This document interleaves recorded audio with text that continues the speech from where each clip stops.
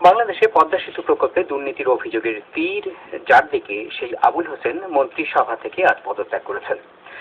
Mister Hossain যোগাযোগ মন্ত্রী থাকা অবস্থায় এই প্রকল্পের পরামর্শক নিয়োগে দুর্নীতি করার চেষ্টা হয়েছে এই ধরনের অভিযোগ তুলে বিশ্বব্যাংক এতে তাদের ঋণ বাতিল করে দিয়েছে।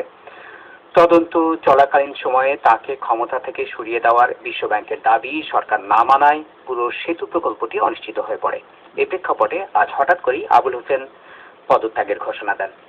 তিনি নিজে পদত্যাগ করলেন না তাকে সরিয়ে দেওয়া হলো? জিজ্ঞেস করেছিলাম আমাদের সংবাদদাতা কাদির কল্লোলকে। পদত্যাগ নাকি সরিয়ে দেওয়া হলো এই বিষয়টাতে আসলে এখনো পরিষ্কার কিছু জানা সম্ভব হয়নি। দুই ধরনের বক্তব্যই পাওয়া যাচ্ছে সরকারি সূত্রগুলো থেকে।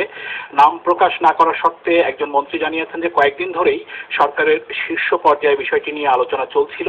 সেই প্রেক্ষাপটে সৈয়দ আবুল হোসেন তিনি নিজের নামেই সংবাদপত্রে একটি বিজ্ঞাপন দিয়েছিলেন, যে বিজ্ঞাপনে পদ্মা সেতু প্রকল্পে দুর্নীতির অভিযোগের ব্যাপারে ব্যাখ্যা তুলে ধরেছিলেন এবং সেই বিজ্ঞাপনেই সৈয়দ আবুল হোসেন সরে দাঁড়াতে পারেন এমন ইঙ্গিত তিনি নিজেও তুলে ধরেছিলেন ওই বিজ্ঞাপনের মাধ্যমে।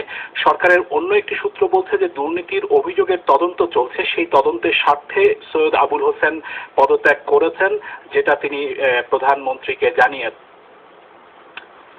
কাদির কল্লোল। পদ্মা সেতু নির্মাণ বর্তমান আওয়ামী লীগ সরকারের অন্যতম রাজনৈতিক প্রতিশ্রুতি ছিল। ফলে এই প্রকল্পে দুর্নীতির অভিযোগ, বিশ্বব্যাংকের ঋণ বাতিল এসব ঘটনা সরকারকে রাজনৈতিকভাবে বড় ধরনের বিব্রতকর অবস্থায় ফেলে দেয়। সামাল দিতে সরকার নিজস্ব অর্থে পদ্মা সেতু নির্মাণের ঘোষণা দিয়েছে, যদিও সেটা কতটা বাস্তবসম্মত তা নিয়ে অনেকেই সন্দেহ প্রকাশ করছেন। তারপর আজ মন্ত্রী আবুল হোসেনের এই পদত্যাগ। ঘটনার বিশ্লেষণের জন্য আমি কথা বলছিলাম বিভাগীয় সম্পাদক সাবির মুস্তাফার সাথে। তাকে প্রথমে জিজ্ঞেস করেছিলাম সরকার কি শেষ পর্যন্ত বিশ্বব্যাংকের চাপের কাছে নতি স্বীকার করলো? নতি স্বীকার তো বটেই, কারণ আপনি যদি টাইম লাইনটা দেখেন যে প্রথমে ওয়ার্ল্ড ব্যাংক আপত্তিত সেপ্টেম্বর মাসে, গত বছর সেপ্টেম্বর মাসে তারা দুর্নীতির কথা সরকারকে জানায়। সরকার কোনো পদক্ষেপ নেয়নি। ডিসেম্বর মাসে সৈয়দ আবুল হোসেনকে কমিউনিকেশন অর্থাৎ যোগাযোগ মন্ত্রণালয় থেকে সরিয়ে তথ্য প্রযুক্তি এবং ওই মন্ত্রণালয়ে নিয়ে যাওয়া হয়। কিন্তু তারপরে কিন্তু ওয়ার্ল্ড ব্যাংক থেকে আবার সরকারকে বলা হয়েছিল যে তাদের বিরুদ্ধে সুনির্দিষ্ট তথ্য প্রমাণ পাওয়া গেছে। কিন্তু তারপরেও কিন্তু সরকার বিশ্বব্যাংক যেটা চাচ্ছিল সেরকম কোনো পদক্ষেপ নেয়নি এবং যার প্রেক্ষিতে জুন মাসে 29 তারিখে সেই চুক্তি বাতিল করা হয়। এখন এই যে আবুল হোসেন যে সরে গেলেন, এটার অর্থ দাঁড়ালো যে বিশ্বব্যাংকের যেসব শর্ত ছিল তাদের মধ্যে যেটা সরকারের পক্ষে সবচেয়ে স্পর্শকাতর, যাদের বিরুদ্ধে দুর্নীতির অভিযোগ, দুর্নীতির তদন্ত চলাকালে সেই ব্যক্তিদেরকে তাদের পদ থেকে সরিয়ে দিতে হবে। এটা বলা হচ্ছিল ছুটি, লম্বা ছুটিতে পাঠাতে হবে। সেটাতে সরকার রাজি হচ্ছিল না। এখন সৈয়দ আবুল হোসেন পদত্যাগ করে সেটা করে দিচ্ছেন। অর্থাৎ সরকার শেষমেশ বলছে যে ঠিক আছে, আমাদের তোমাদের ঋণটা দরকার, সেই জন্য প্রয়োজন হলে সৈয়দ আবুল হোসেনকে আমরা স্যাক্রিফাইস করছি। আমরা গত কয়েক সপ্তাহ ধরে সরকারের পক্ষ থেকে, প্রধানমন্ত্রীর পক্ষ থেকে মুহুর্মুহু বিশ্বব্যাংকের সমালোচনা শুনছিলাম। এমনকি প্রধানমন্ত্রী সংসদে দাঁড়িয়ে সমালোচনা করেছেন বিশ্বব্যাংকের। তারপরে নিজের পয়সায় সেতু তৈরির সিদ্ধান্ত তিনি নিলেন, যেটা অনেক মানুষ আবার পছন্দ করেছে। এখন আবার এই মন্ত্রিসভা থেকে আবুল হোসেনকে সরিয়ে দেওয়া এবং যে ইঙ্গিত পাওয়া যাচ্ছে যে আবারও বিশ্বব্যাংকের সাথে এই ঋণ পুনর্বহালে সরকার আলোচনার চেষ্টা করছে আর কি। তো এই পুরো বিষয়টার রাজনৈতিক প্রতিক্রিয়া কি হতে পারে সরকারের জন্য, আপনার কি মনে হয়?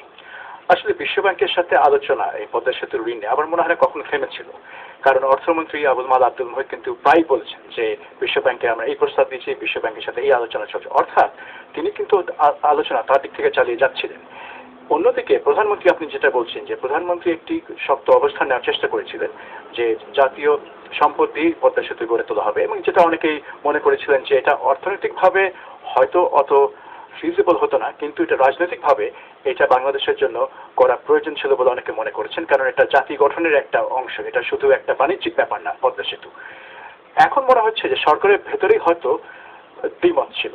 কেউ হয়তো ভাবছিলেন যে না, প্রধানমন্ত্রী যে অবস্থান নিয়েছেন সেই পথে আগানো উচিত। অন্যদিকে আরেকটা চাপ ছিল যে বিশ্বব্যাংকের অর্থায়ন ছাড়া এই ধরনের প্রকল্প হাতে নেওয়া উচিত হবে না, বা অন্য কোনো কারণে হয়তো অনেকে বিশ্বব্যাংকের অর্থায়ন এই ধরনের প্রকল্পে পছন্দ করে, সেটা নিয়ে নানান বক্তব্য আছে। কাজেই আমার মনে হয় যে সরকারের অভ্যন্তরে যেই চাপাচাপি, সেখানে আবুল হোসেনের অবস্থানটা আসলে দুর্বল হয়ে পড়ে। কারণ তাকে প্রধানমন্ত্রী স্বয়ং কিন্তু কখনোই তিরস্কার করেননি বা পদত্যাগ করতে বলেনি বা চলে যেতে বলেননি, অর্থাৎ প্রধানমন্ত্রীর সমর্থন কিন্তু তার প্রতি ছিল। সেটা কিন্তু এখন আমরা জানি না যে প্রধানমন্ত্রী স্বয়ং কোনো হস্তক্ষেপ করেছেন এখানে। যেটুকু জানি যে সরকারের ভেতরে কিছু কিছু মন্ত্রী এই নিয়ে আলাপ করেছেন এবং তার উপর একটা চাপ সৃষ্টি হয়েছে, যেটার প্রেক্ষিতে তিনি পদত্যাগ করেছেন।